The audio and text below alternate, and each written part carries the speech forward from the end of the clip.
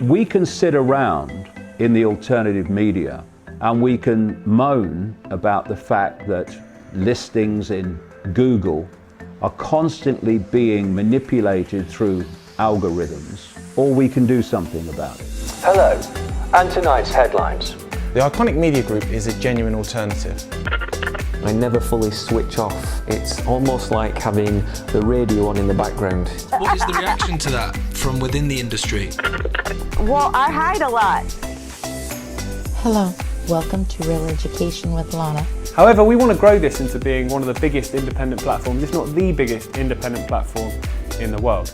I brought in Max Egan to talk about it. Mr. Egan, no need for introductions, but I've done it anyway. Say hello to Iconic. And welcome to the very first episode of Amanda's Secret Chamber. I felt it, I know what pain feels like. It's horrible to suffer mentally because everything's here. It's just in here. This gives the strong impression that we know what we're talking about. I want to leave this world having made the biggest difference I can. A genuine alternative that will cast a light on subjects that the mainstream media, and to be fair, large swathes of the alternative media, either can't or won't.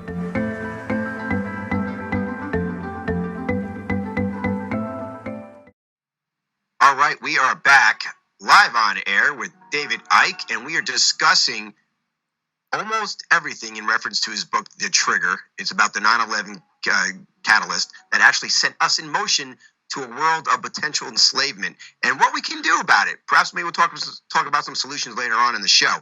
And David, what's amazing to me is that you had General Clark, you had people talking back in 1997 about what's going on in the Middle East. And of course, 9/11 was our stepping stone, was our way into Afghanistan, which opened up these seven countries that were in the process of trying to topple. The New American Century, 1997. So can you speak to that in reference to the Greater Israel Project, and what's the real purpose behind 9/11 over in the Middle East?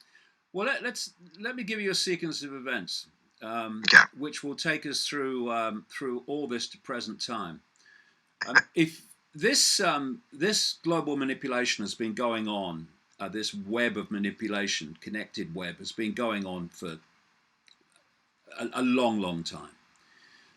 But you can pick up one strand of it, which has become a very central strand now, in the 17th century, with a guy called Sabbatian Zevi.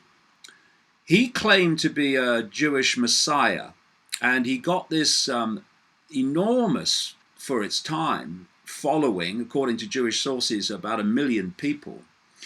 And he called himself the Jewish Messiah, but he wasn't a follower of Judaism. He wasn't really Jewish in the way that we perceive Jewish. And he created a cult, a death cult, a satanic cult, known as Sabbatianism. And what Sabbatianism did was invert everything. So if in Judaism you had a fast day, in Sabbatianism it would be a feast day. If this said don't abuse children, then in Sabbatianism you abuse children. It was a complete inversion.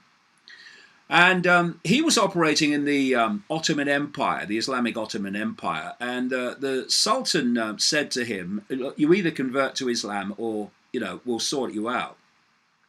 And so he converted, and a lot of his followers converted. And these became known as Donma or Donme, which means to turn. And this started a technique whereby Sabbatians would pose as one culture or one religion, in this case Judaism, but actually be following this Sabbatian satanic cult religion. And so these Donma operated as followers of Islam within the Ottoman Empire, but they were Sabbatian cultists. You follow this line of Donme through history, and it's a long story, but I do tell it in the trigger. And you end up realizing that a modern expression of this Donme is the Saudi Arabian royal family. You also find that a guy called Wahhab, from which the extreme form of Saudi-sponsored Islam, Sunni, ISIS, etc., comes from, Wahhabism as it's called, was also a Sabbatian. And the British Empire brought Wahhab together with the House of Saud. In fact, his daughter married into the House of Saud. And so you have this fusion at that time, and still now, between the Saudi royal family, fake Islamic royalty, and the Wahhabism extreme head-chopping version of Islam. Another strand of this Sabbatianism came through and manifested as people like the House of Rothschild.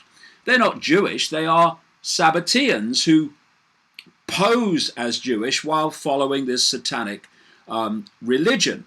Because in the next century, after Sabbatai Zevi, along came Jacob Frank, who Jewish sources that I quote in the book call one of the most frightening people in Jewish history. He was not actually Jewish, except officially. He was another Sabbatian. He claimed to be the reincarnation of Sabbatai Zevi and of the biblical patriarch Jacob. And the cult became known as Sabbatian Frankism. And he really advanced the infiltration, Donner style, of the Roman Catholic Church. And eventually the whole Christian Zionist movement came out of this, the vast overwhelming majority of which have no idea actually about the background. So this Sabbatian Frankist cult created Israel, posing as, followers of Judaism, etc., to scam the general Jewish population that they actually represented them, when actually they're a cult. And there's a chapter in the book called Atlantic Crossing, where I talk about how this cult moved in on America. And this is the cult that is protected by this expansion of the definition of anti-Semitism to stop any legitimate investigation of the cult. So, all right, David, let me ask you a question. As you're watching Israel today, based on where Tim was taking us, and watching about Netanyahu and Barak, and looking at Gant, and looking at what's happening, do you think that this represents the true struggle between the people who think that this Sabbatianism is coming to an end, or they're fighting against it? Because when you watch what's happening in Israel and what's going on between the ruling powers, it's quite a mess that's going on, and it always seems like it's some kind of conflict about who's right and who should be, and elimination or taking back control, those kind of issues. What you have in this Sabbatianism is the core that's running it.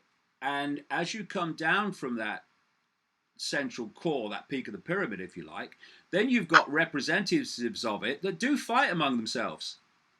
They do want power, and they do want to be at the top of the greasy pole. But this is always controlling that.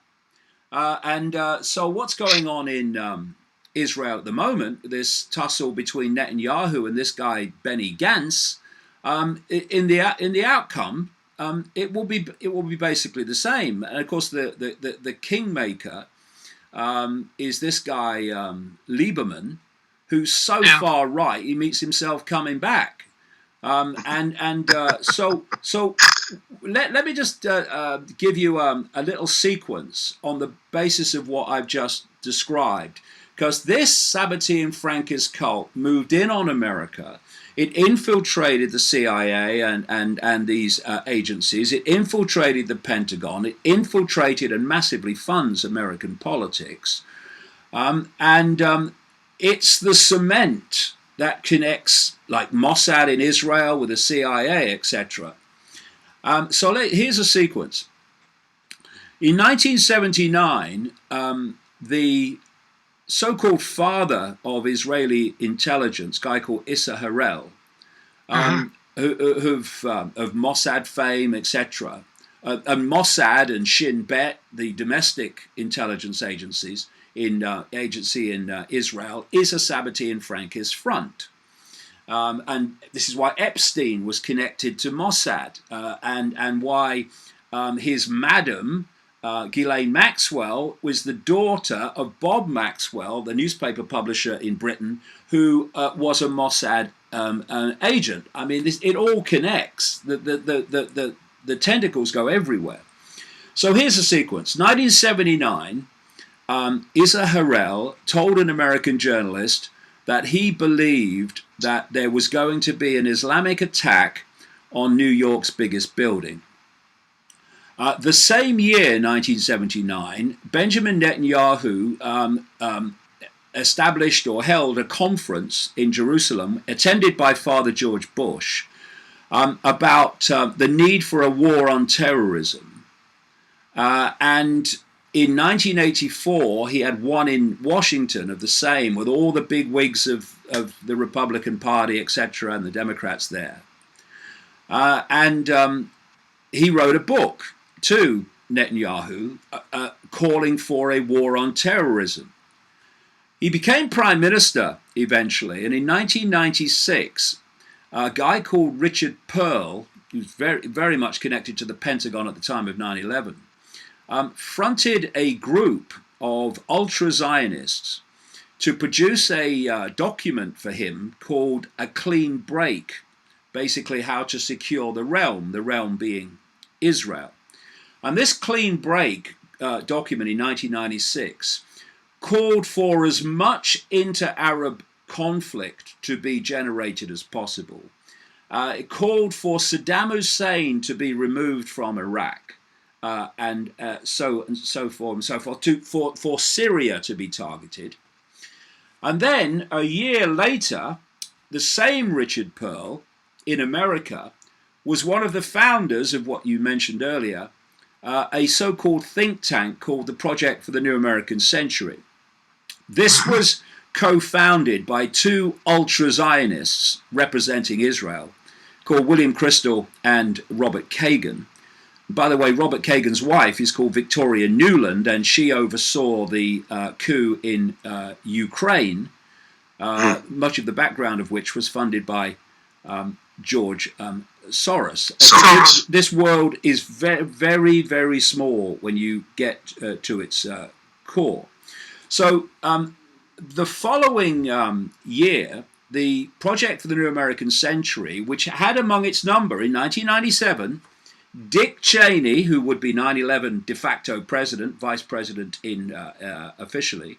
It had Donald Rumsfeld, who would be 9/11 defense secretary. It had Paul Wolfowitz, who would be Pentagon deputy defense secretary. It had Dov Zakheim, who was the comptroller of the Pentagon at the time of 9/11 and oversaw the entire budget. John Bolton, still around, trying to bomb anything that moves. He was involved in it as well. The following year, this crowd, 1998, wrote to Bill Clinton urging him to invade Iraq and remove Saddam Hussein. In year 2000, the Project for the New American Century, this crowd, produced a document calling for American troops to fight multiple theater wars in the Middle East and elsewhere to remove regime change a series of governments and leaders. So this Project for the New American Century produced this document in September 2000, and they listed a series of countries they wanted to regime change using American troops. And they were Iraq, Libya, Syria, Iran, which is why they're going for Iran still now, Lebanon, North Korea, leading, quote, to regime change eventually in China, all of which kind of you can see what's happened and what is happening with regard to them. General Clark was very open about that. Yeah, General Wesley Clark was speaking on Democracy Now! Television program in which he describes how he was told all that later, but it was in the document. And so you then had in this document something crucially relevant to 9/11.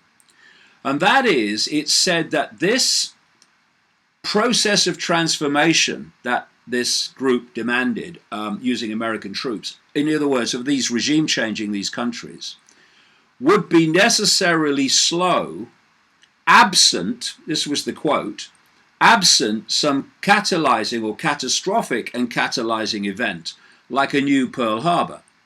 This was in September 2000. The people that wrote that document came to power with Bush in January 2001. And 9 months after they came to power, America had what Bush called at the time the Pearl Harbor of the 21st century. And as a result of that, 9/11, the sequence of countries has been targeted ever since, one after the other. Iran is in the gun sights now. Now, what makes that even more connecting into this cult, this Israel connection, is that, as I show in the trigger, the ultra-Zionists, shall we call them,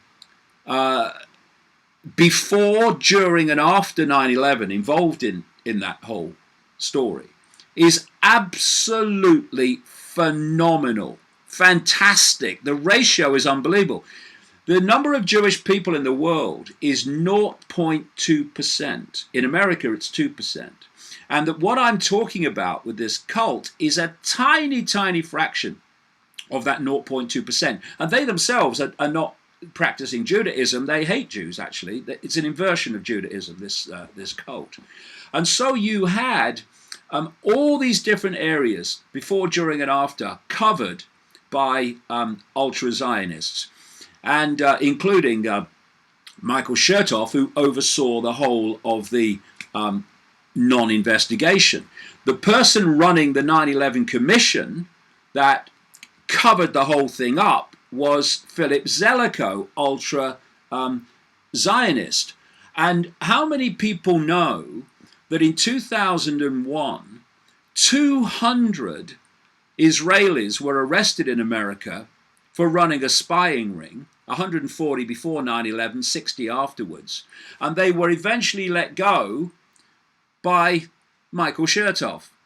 Or that there were 5 Israelis found or seen, they were later arrested, at the time the first tower, the North Tower, was burning, filming it, high-fiving and cheering, and they became known as a result as the Dancing Israelis. They were arrested by the authorities and the FBI, and they were connected to a company called Urban Moving Systems that was headed by a guy who ran that show called Suter, and he was he was questioned, shall we say, by the FBI, who said to this Dominic Suter that we're going to come back and question you again. Well, they didn't, because he was on a plane to Israel, and away he went. And these 5 Israelis who were cheering, and when you read the book, you see they clearly had prior knowledge of the tower being hit, the towers being hit. They were held for 71 days by the FBI, and then they were let go by Michael Chertoff. And so it goes on, one after the other after the other. And what about the art group, David? Oh yeah, the art. What about the group of artists and their connection? Well, in this spy ring of 200, lots of them were posing as artists. And by the way, according to official documents, the center of the spy ring was a place called Hollywood in Florida, where 15 of the 19 alleged hijackers, including Mohammed Attar, spent time at the same time the ring was operating.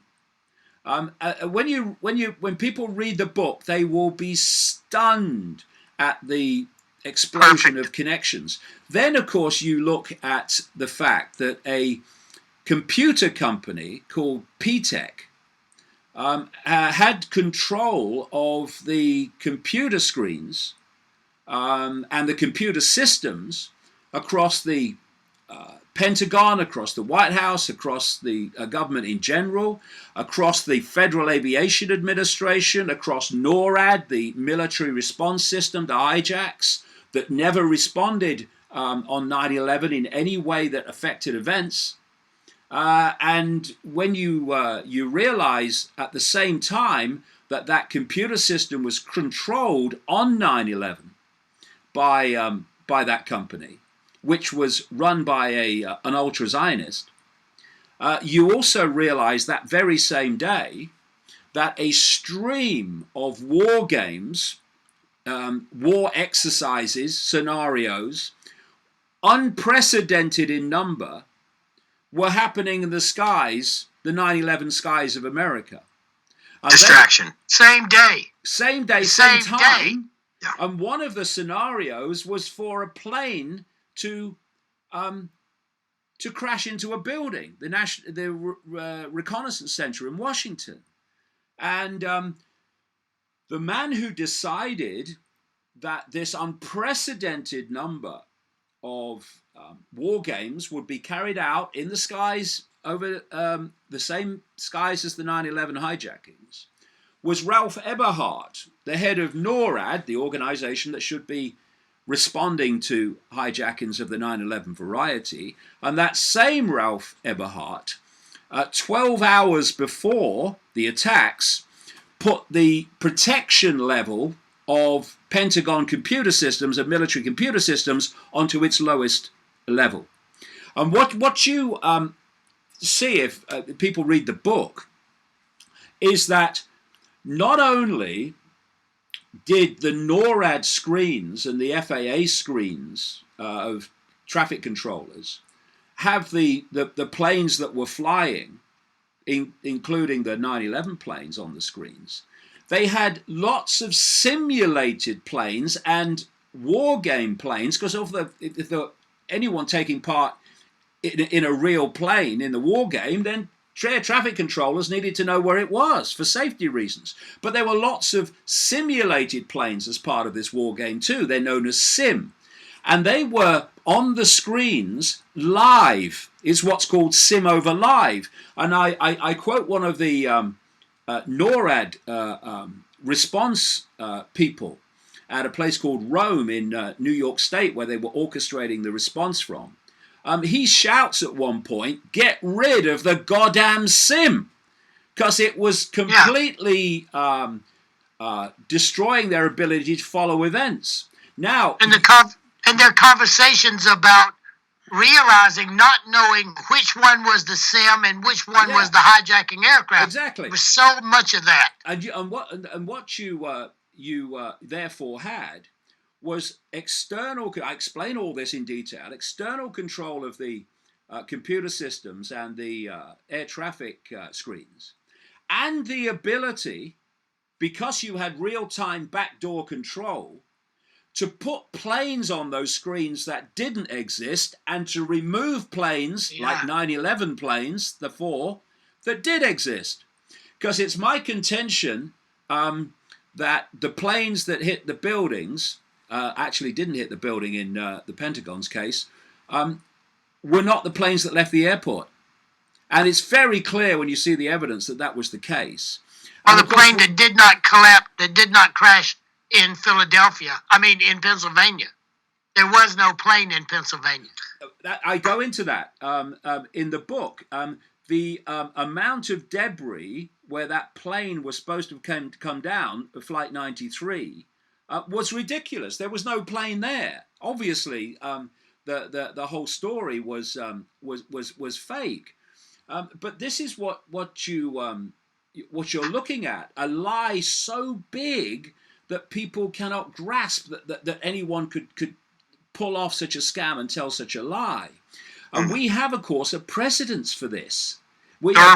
People say, oh yeah, that's far-fetched. Well, how far-fetched was it? We're talking about 2001. How about Operation Northwoods that was planned, this is in the official documents from the official archive, that was planned in 1962 during the Kennedy administration, not by Kennedy, but by the Joint Chiefs of Staff at the Pentagon, headed by the chairman, a guy called Lemnitzer. Now, what came to light with these Northwood documents was a plan whereby, wait for this, a military would orchestrate apparent terrorist attacks by Castro's Cuba in American cities, New York, Miami, etc. were named. They would attack American shipping and claim it was an attack from Cuba. And here's one part of the Operation Northwoods document.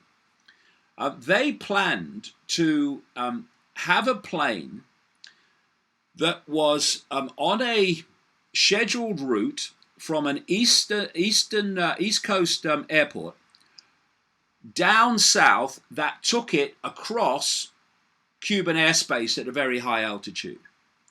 The plan described how another plane, a drone, flown from the ground, which is what I say the planes that hit the Twin Towers were, it would be painted in exactly the same livery as the plane leaving the airport on a scheduled flight. And it says in the document, on that scheduled plane would be, quote, carefully selected passengers. The plane would then go on its route, and this is all described in the document, in the official record. And this drone would take off from Eglin Air Force Base in Florida and would get so close to the scheduled plane that it would appear as one blip. The scheduled plane would then land at Eglin, and the drone would be flown across Cuba and exploded by radio signal. And they even say in the document, we won't say it's happened, we'll let the international aviation authorities tell us it's happened because that will give us more credibility. And they were going to blame the attack on Cuba to justify an invasion of Cuba. And apparently Kennedy sacked Lemnitzer when he found out, but he actually went on to become a bigwig at NATO. But David, we got to take another break here. When we get back, let's continue this. And also, I'd like to, since this is, I want to advance this to another level. We only got a half hour left with you. I want to advance this to where this 9/11 setup, as you know, it's been set up, and many people have spoke about it, including yourself, probably the leader of this. But this cabal, this satanic cabal that's organizing not only 9/11s, but probably every war I've ever experienced, from Pearl Harbor to around the world. I mean, it's just problem, reaction, solution over and over again, just some more advanced than others. One also. At all the wars, yeah. And so let's advance it to this cabal. What's motivating them, and what's behind them, once and for all. And let's find out exactly what. We probably won't have time to talk about solutions in the next half hour, but perhaps another time. But let's talk about what's going on with the satanic occult. Yes. Yeah, it's also important to get in what the end game is, which is looking as and what people can watch out for too, David. And the end game being our crisis that's coming. That's what the game they're trying to set up. Right, guys, we're talking to David Icke. We're going to get into the end game next. Come on, once and for all, we're going to find out what's really behind the occult. The occult, the satanic occult, what's been running the world for a long time now. More to come. We'll see you in a minute. All right. We are back with David Icke, the one and only. He's a not only international author, but we've been talking about his book, his latest book, I should say, The Trigger, The Life That Changed the World, Who Really Did and Why. And we're leaving off on advancing to another level of the people behind this. And we could give specific names like you have listed with the Rothschilds and the defense secretaries and all the people involved in 9/11, the Bushes. However, there's a common theme amongst all these people, isn't it? And that common theme is a satanic agenda. Can you describe a little bit about that and some of the details of how really this is not for the innocent and the young here. This is something that's beyond almost belief. unbelievable. Yeah, walk a little on the wild side for us now, David. I'll go very much on the wild side if people are new, Now you're new talking. to me. You know, when I started investigating this 30 years ago, it was very clear that the coordination over such a long period of time meant there had to be another level of this that was beyond the human reality. And you know, in my research, I've covered so many different subjects because you have to uncover this stuff. And the prime to that is the nature of reality itself. If people don't realize what reality is and think that the solid reality we appear to be interacting with is how things really are, then they'll never get what's going on, because very quickly this cult knows what reality is and how it works. And it manipulates using that knowledge while keeping from the population the knowledge of how reality works. So much of what they're doing would be impossible if this world was solid and what it appears to be. So they keep from us that how reality works so that people just wave away when people like me saying this is how they're doing it. So when people look through their eyes, they think that they're seeing everything there is to see in the space they're looking at. They're not. They're seeing a tiny fraction of it. According to mainstream science, the electromagnetic spectrum is 0.005% of what exists in the universe. And visible light, which is the only part of the electromagnetic spectrum, and it's tiny, that we can actually see, is a smear, a fraction of the 0.005%. So while people are looking out their eyes and thinking they're seeing everything, they're seeing a tiny band of frequency. Think radio station, think television station. And all the others sharing the same space, all the other realities, we can't see because we're not tuned to them, literally. So when people talk about this world, and I talk about this world being manipulated from other dimensions of reality, you know, people say to you, well, why can't we see them? Well, we can't see them for the same reason that if you tune your radio to radio A, you're not going to hear, and if it's a television, see channel radio B, because you're not tuned to it. So we're only seeing a narrow band of frequency. And this cult is the, almost said human, actually it's hybrid. It's the representative of a force that operates and is not human outside this band of frequency that we call the world. And it's its representative in human society. So these secret societies and networks are advancing the manipulation of human society in a particular direction on behalf of, as gophers and agents of, this unseen force. And therefore, this is the biggest secret of the secret societies, the inner core. Not your Freemasons going down the lodge, the inner core.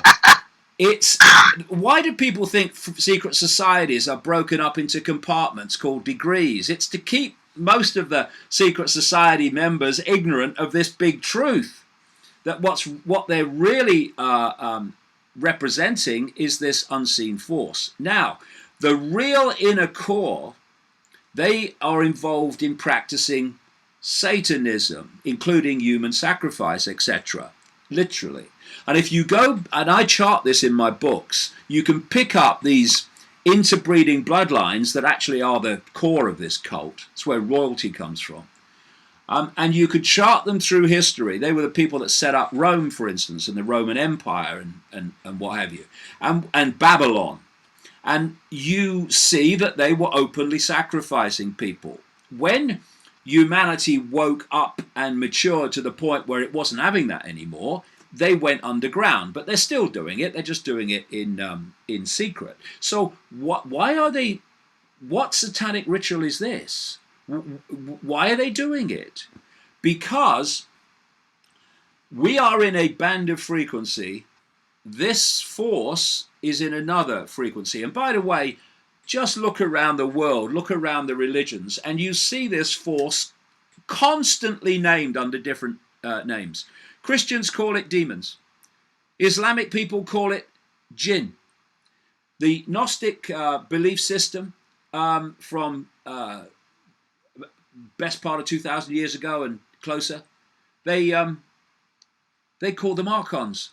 I've met a Zulu shaman, and in Zulu lore, this same force is called Chitahuri. They're just different names for the same force, and it's told throughout the ancient world, this manipulation of human society by a non-human force.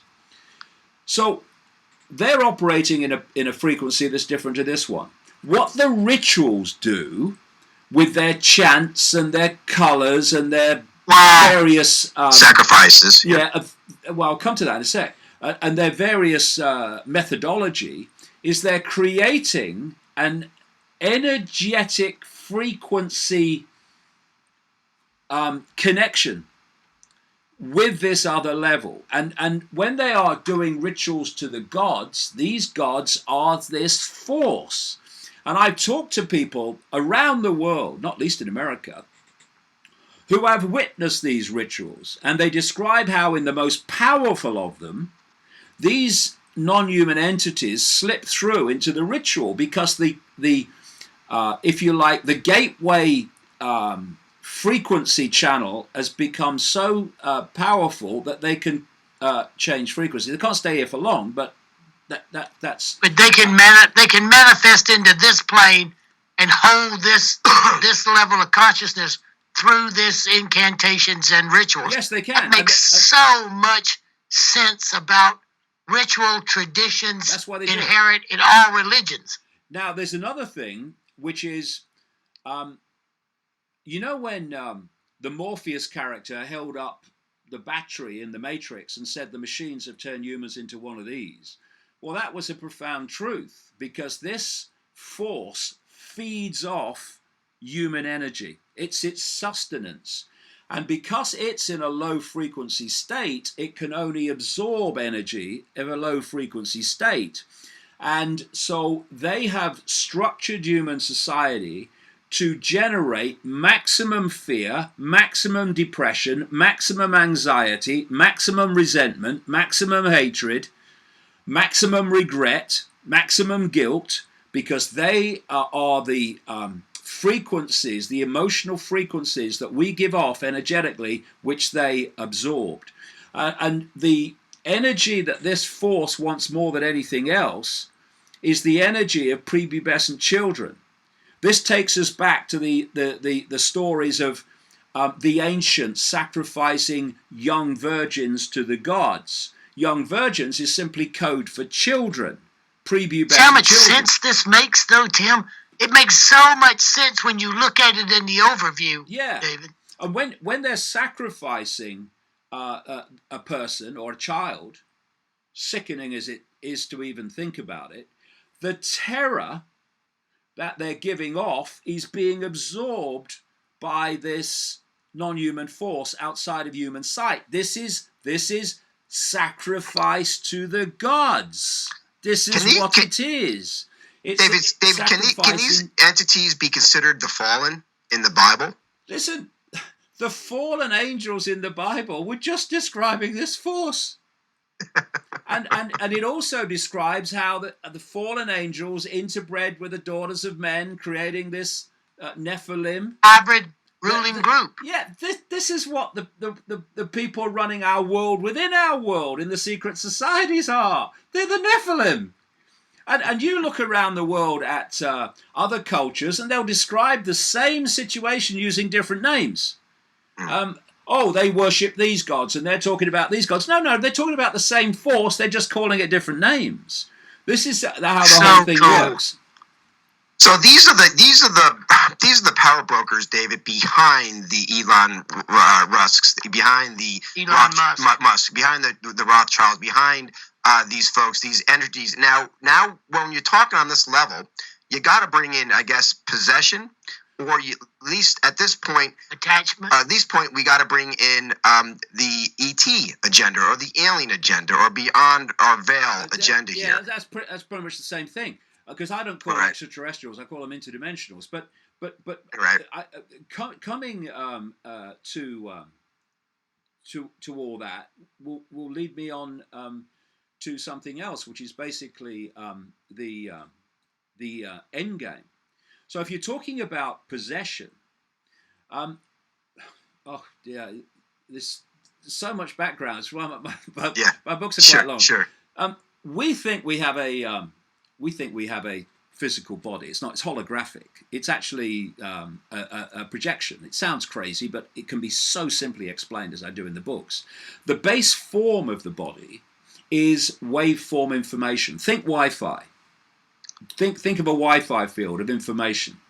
What you do with the computer is you lock it into Wi-Fi, which is information in a radiation field, and it decodes it into a totally different form on the screen to what it actually is in its base form.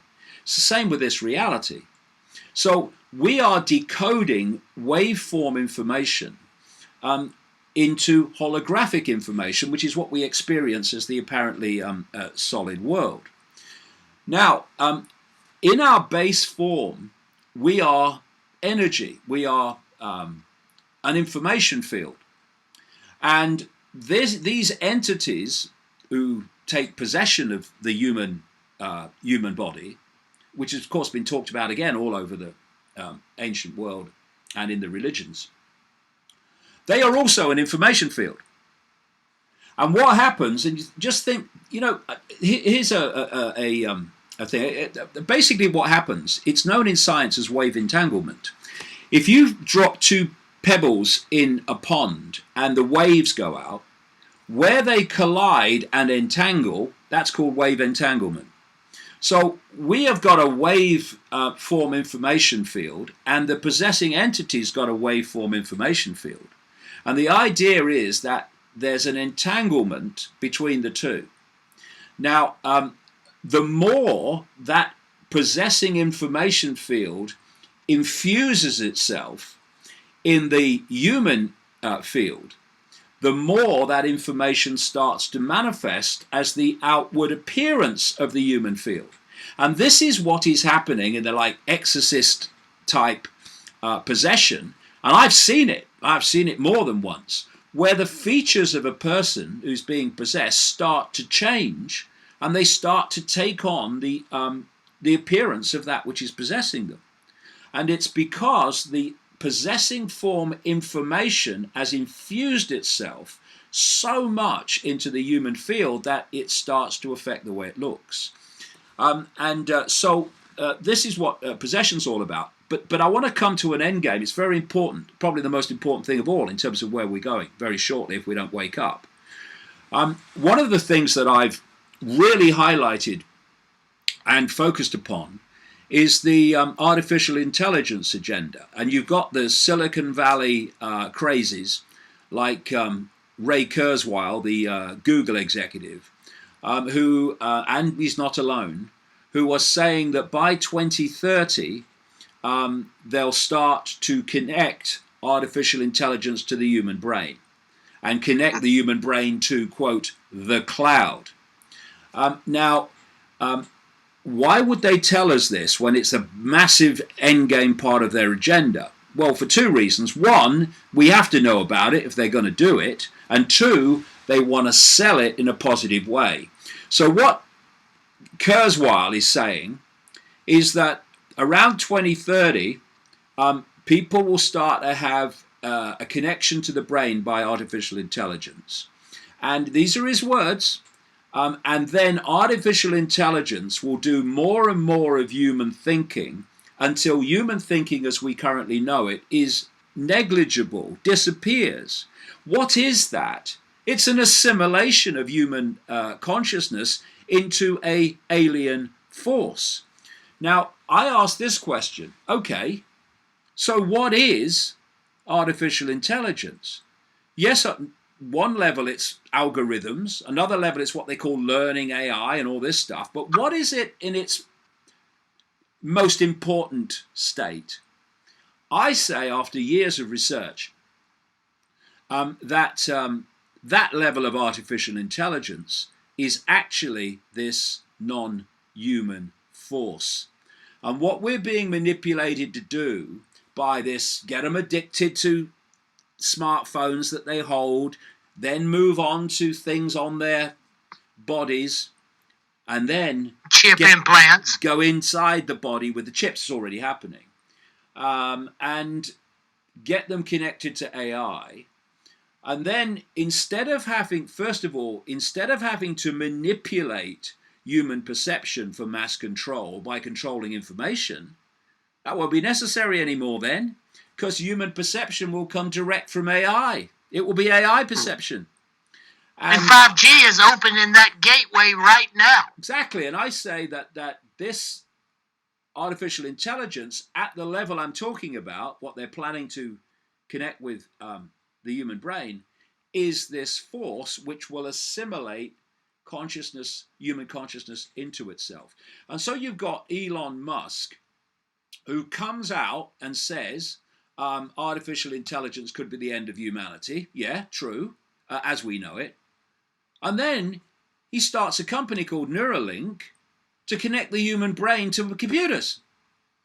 And if you're going to create this Kurzweil cloud to which all minds are connected in the way I'm describing, then this cloud has to cover every inch of the planet so no one can escape. The only way you're going to do that is by projecting the cloud from space. And tens of thousands of satellites are planned, going up now, to beam this stuff at every inch of the planet. And the company that is putting most of them up there is SpaceX, owned by Elon Musk. The man is a complete fraud and a frontman for this cabal. David, let me paraphrase what you're saying so I can fully understand this end game, because this is just fascinating information. Unbelievable is what it is, and it's to be true. So here it is. We have this hybrid of humans now going forward. We're going to be chipped. We're going to have the simulation. They're going to basically create a matrix within our bodies to have this place where we'll be. Is that going to allow us at that point to open up our body vessels for possession, like a manufactured possession for these fallen or for these beyond the veil demons, entities, jinn, whatever, to come in to fully possess our bodies so they could have access to this three-dimensional world again? Well, what does the brain do? It takes information and it processes it into perception. And you can get information from the world around you, and the brain will process that into a perception. Or you can expand your awareness and you can access expanded states of consciousness, and the brain will then process that. Or you can connect the brain to artificial intelligence and it will process that. And if it's processing that, then we're all possessed, because the mind of every human would be possessed by artificial intelligence. And hence this is the point. The demons from the other entities or whatever they may be. Yes. Exactly. They're allowed over here again to function within this vibration to, instead of experience the damage and pain and anguish, they can experience it firsthand as opposed to sacred. So instead of through rituals and traditions, they can actually function here in the misery while they're generating it, where now they can only do it through rituals and ceremonies and sacrificial. That's the end game. Yeah, well, possessing our minds would give them access to this dimension for a start. This reality for a start. And there's a lot to say about what this reality is. We'll have to do it on another time, because no, absolutely. When people talk about do we live in a simulation, I've been saying this for 20 years. I've been saying it for 20 years. Yeah, Riz Varick, David, just wrote a book. He's an MIT MIT AI expert in virtual reality, and he wrote a book that literally gives it's awful advanced science, but that we are living in a simulated matrix from a point of view as if you are describing right now. Yeah, I mean, I've been saying this since the turn of the millennium, nearly 20 years ago, that we live in a simulation, and now suddenly all these scientists are coming out and saying, "Hey, it looks like we live in a simulation." You know why it looks like it? Because we do. You know. So the end game is this assimilation or possession for these entities' energies to basically take over human bodies, so they could exist in this three-dimensional world for whatever reasons.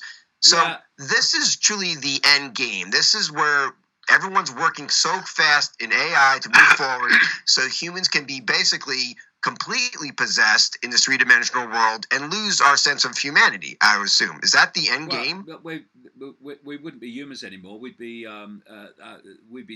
computer terminals on a non-human internet. In fact, if you read my books, some of my books in detail, the internet has been created by this force. You know, this is why you. Which book?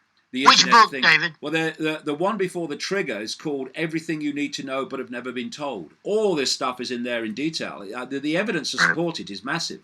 Yeah, got it. Well, Dave, we only got a couple minutes left here, and I just want to say this is such fascinating information, and information that needs to be given to everyone to understand this end game, because everyone's individual lives of who they are today is at risk, and this is going to have to be control of their spiritual identity as they operate in this framework. You know where I come from, David. Yeah, I deal with people's spiritual identity because I know this is a simulation. I know it's not real because I have been in and out of this so many times. People's spiritual identity has to be protected. Yeah, this is the point, Daniel, that, you know, we can be experiencing through the body, and we can be limited to, if you like, 5 sense reality, or we can open our minds and access vastly expanded levels of consciousness. The idea of the AI connection is that to make sure that expansion of consciousness can't happen anymore. It's stopped. It's controlled. That's the end game. Yeah. To keep a spiritual being operating in this three-dimensional reality from experience a divine connection, which is part of the greatest growth cycle that we could ever encounter here in this dimension, and they're using that to allow themselves to control and manipulate their goal instead of allowing us to unfold the way we should. To keep us as batteries. The thing is, when you expand your awareness to beyond the boundaries of this matrix, suddenly you see it. You can see it. Yeah. But when you're stuck in the matrix, when you're in the matrix and of the matrix, you can't see it. But this is why they want to suppress all the sense in the world. This is why they want to do it. But gotta say this before we finish: this doesn't have to happen. If we take our power back and start self-identifying as the true self, as opposed to the label self, the experiencing self, that's not us. You know, that's our next show, David. Without any question, that's our next show. Come on. And part 2 will come for the solutions, because I think you're right on it. And I know your next book coming out will be speaking specifically to that nature. Absolutely. And I think it's wonderful. David, thank you so much for spending these couple hours with us. Everybody get the trigger. Read it. Become a part of this program. Yes. David will be back, and we'll keep exploring our spiritual identity equal to the other situations that's being generated to keep us from doing that. Absolutely. Again, thank you guys. Thanks for listening and watching. And until then, Wake Up Hour will be back with David Icke on what you can do to help save humanity.